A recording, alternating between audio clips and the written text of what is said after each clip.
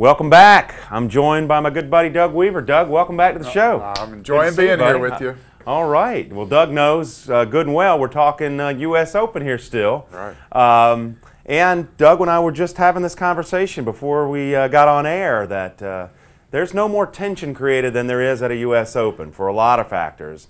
And I heard Bob Toski saying on the Golf Channel last night, actually, that when there's tension in the golf swing, tension in the arms, those arms cannot free up and create the natural distance, speed, and torque that's necessary for that club to free up, square up, and do what it's supposed to, whether that's on the tee, in the rough, what have you. What are your thoughts on that? I agree totally. And the first time I ever heard that, I was watching the Ryder Cup in 1981 or 2, and I was within 10 feet of Lee Trevino hitting it out of deep rough.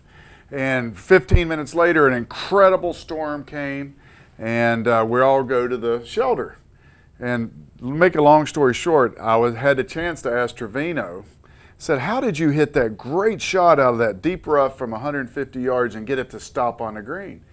You must have really tightened that grip and pulled through there. Now I'm 20 years old. Right. You know, so he said, no, quite the opposite. He said, this is the way you hold a club when you do that. You hold it light. Relax even more, Daniel. Come on, there you go. You're giving me the dead fish. That's what Lee Trevino did to me. Wow. That's what Sam Snead did to me, and that's what Davis Love II did to me, all in different times to help me come to be convinced.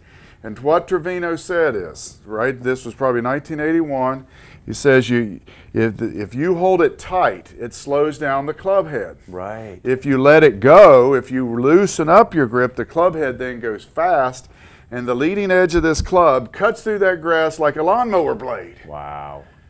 So Doug, when we're watching Tiger Woods and Phil Mickelson, when these guys are taking these vicious lashes, Rory McIlroy, these really strong players with this unbelievable club speed, when you see these guys attacking the ball through this, through this spinach. Here, give me this. They're gripping that thing like that? Well, just that's hard turn this way, turn this way. Put your left hand on the club. Okay. All right, and let's just swing the way you always swing. Okay. Okay, everybody out there, pay attention to the speed. Now, I want you to put a little bit of maybe that natural tension. What you would have done in the rough. Is that what you would have done in the rough? Right, because I want to muscle it out. I want to really... You all pay attention to what it looks like and pay attention to the speed. Let me move that over a little bit more. All right, pay attention to what it looks like. I can feel the firmness in his forearms. Now relax. What's happening? Yeah, it's like a whip. It's whipping through there. You just experienced it, Daniel. And Doug, is that what a lot of these guys are calling torque? That's called the release. The release. Well, you let go. And what did you feel? I felt speed. Speed. I felt freedom. Freedom. Yeah. That's what you heard on TV. Right. When LeBron James shoots a three-pointer on the buzzer to win. I mean, He's releasing. He's releasing. Right. When you're performing on stage and singing and all that, what do you have to tell yourself? Yeah, be free. Freedom. Golf's about freedom. Yeah. Yeah, controlled freedom, but you have to trust that that feeling was strange to you, wasn't it? Right. No, it really was. Particularly in a deep sand trap with sand, particularly in deep rough, you thought, well, I'll just get in there and get my core. Look at this core, man. You are tough in there. Come on, man. Now, where am I going? You could muscle it out because you're young and healthy. Well, and I think, a lot of us who grew up playing, like Kyle, we grow up playing these physical sports, football, basketball, baseball, where a lot of strength is required, where we're always using our muscles and our core to really drive and push. Right. I think a lot of us take that with us into golf, which isn't necessarily always the case, is it? It sure isn't. One day, remember, we have the Hilton Head Island Celebrity Golf Tournament. This celebrity calls me. I won't tell you his name. He says, Doug, I'm coming down for the celebrity. I hate these things, but my wife insists that I come. I usually say no. He says, you need to fix me before the tournament. He says, I feel like I'm going to kill somebody. I feel like I know I'm going to embarrass myself. Yeah. But I love golf by myself or with a few friends, nobody around. But in front of people, no way.